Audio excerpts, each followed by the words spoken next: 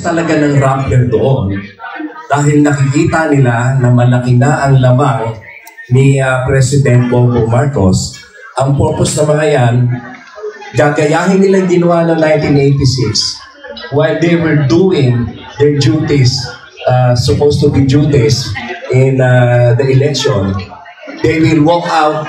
Pag nakita nilang lamang si BBM, they will walk out and sasabihin nila, may dayaan, gano'n. So, lahat ng paraan ginawa namin para ma-stop yung MOA na yan ng Rappler and Comelec. And the NPC played a big and important role. Kaya na-stop yun. Kaya marami pang sikreto kaming nalalaman, kaya lang hindi ko na pwedeng i-divulge ngayon. Basta malaking tulong na naibigay dyan ay ang presidente ng National Press Club dati dahil siya ay nakipag-coordinate sa akin sa pagbigay ng sulat sa Comelec and sa pag-file ng petition sa Supreme Court. Ako rin yung nagbigay ng lawyer sa kanila para gawin yung petition. Pinirmahan na lang ng mga board of directors.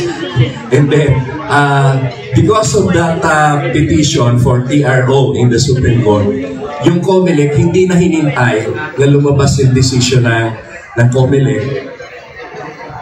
Ang ginawa nila, they issued a statement that they will no longer proceed with the arrangement with Rappler, and they will no longer implement what they have arranged with Rappler. So natigil yun. So imagine niyo kung halimbawa yun ay natuloy at ang gagawing drama ng Rappler ay sasabihin nila may daya. Gano'n. Eh siyempre naman, hindi mangyayari yung ganung bagay sapagkat pinantayan din yun ng National Press Club. Kasi nagtataka kami noon, why Rappler? When Rappler already lost its legal personality because the Securities and Exchange Commission already revoked their registration. And here comes National Press Club, which is the oldest and the most credible media organization in the country. Ba't hindi NPC ang ginawa nilang private arm or partner, di ba? Or media partner.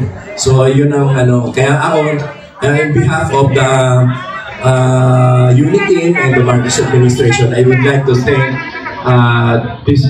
the National Press Club for helping us in that particular problem. Maraming salamat at magandang gabi sa inyo lahat. Alright, maraming salamat po, Secretary Larry Gandon. Isa pong karangalan na makapiling po namin ngayong gabi. Yan, okay. Next. Yes, tawagin na rin natin siyempre. Pasensya na kayo, mga awardees natin. Dahil natin yung ating mga kaibigan na medyo mas busy isa sa atin. At this point, tawagan naman po natin ang chairman. Yes! Ng Commission on Election. Lahat po ng Newsflash video ay makikita sa aking Newsflash playlist. Sa mga gusto naman po ng mga biblical topics, punta po kayo sa aking channel na Maha Free TV. Para sa mga gustong mag-order ng Fermax Firmang and Lifting Cream and Immune System Booster, contact Mr. Dante Maravillas on Facebook. Cell phone number 0908-6553757.